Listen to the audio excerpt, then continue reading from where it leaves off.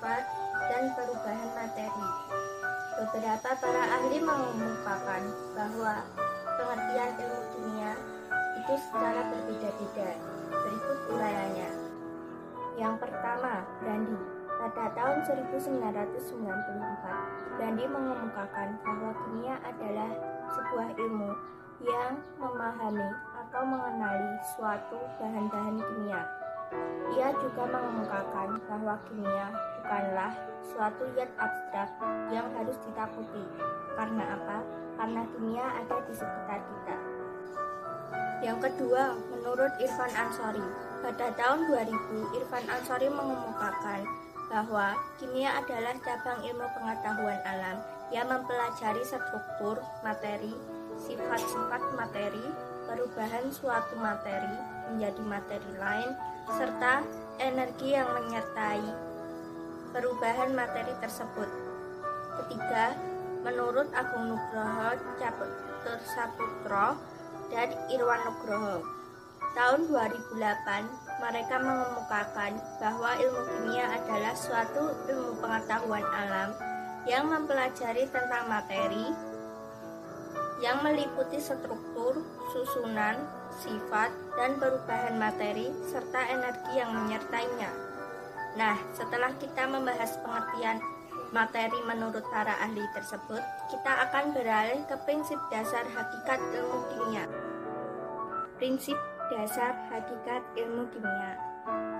Prinsip dasar perkembangan ilmu kimia adalah adanya perubahan bentuk atau susunan partikel menjadi partikel lain dengan sifat yang berbeda. Contohnya, jika zat A direaksikan dengan zat B, akan menghasilkan zat C, di mana zat C tersebut berbeda dengan sifat zat A dan zat B. Selanjutnya, kita akan membahas tentang ilmu kimia yang berhubungan dengan ilmu lainnya. Ilmu kimia yang berhubungan dengan ilmu lainnya. Contohnya, pertama, di bidang kedokteran. Peran ilmu kimia di bidang kedokteran sangat penting. Obat yang dipergunakan dalam menunjang kesembuhan pasien dibuat dari hasil riset atas proses dan reaksi kimia. Selain obat, pembuatan bahan untuk mensterilisasi alat-alat kedokteran juga merupakan hasil dari riset atas proses dan reaksi kimia. Kedua, di bidang pertanian. Untuk meningkatkan kesuburan tanah, perlu ditambahkannya pupuk. Untuk mengatasi hama, diperlukan pestisida. Nah, pupuk dan pestisida merupakan produk dari ilmu kimia. Ketiga, di bidang hukum. Hubungan ilmu kimia dengan bidang hukum dapat kita lihat ketika dilakukannya pemeriksaan peralatan bukti kejahatan atau kriminalitas. Pemeriksaan ini akan melibatkan ilmu kimia. Selanjutnya, di bidang geologi.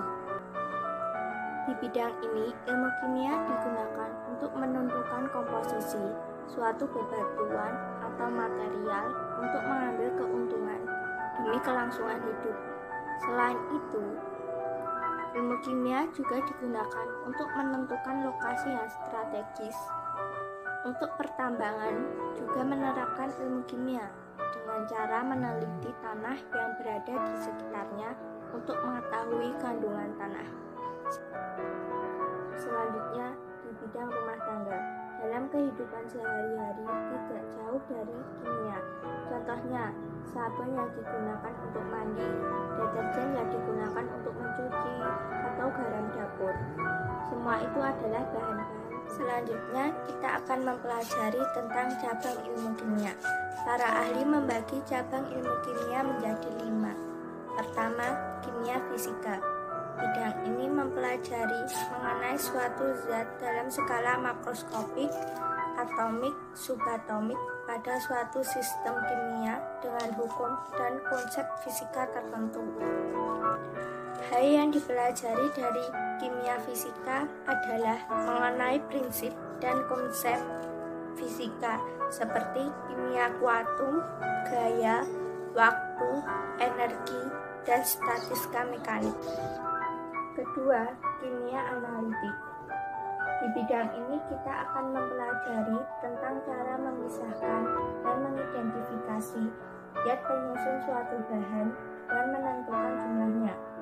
Kimia analitik dibedakan menjadi dua, yaitu analisis kualitatif dan kuantitatif.